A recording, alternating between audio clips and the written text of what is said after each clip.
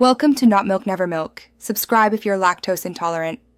You'll start by making your external drive Final Cut ready. Formatted apps or Mac OS extended depending on Mac OS version, then create a clear folder structure for libraries, events, and media.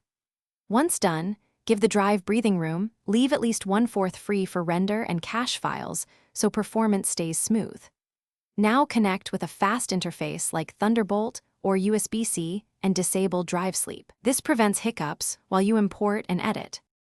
Next, move or create your Final Cut Pro library directly on the external drive and open library settings to point media, motion, and cache locations to that drive. When importing, decide. Leave files in place for lightweight projects or consolidate media to the drive for portability. Consolidate makes backups easier. If file paths change, relink using File Relink Files. You can select folders and relink batches to restore connections quickly, which keeps timelines intact. You can smoothly edit from the external drive by using optimized or proxy media so playback stays real-time. Make sure playback settings match your proxies.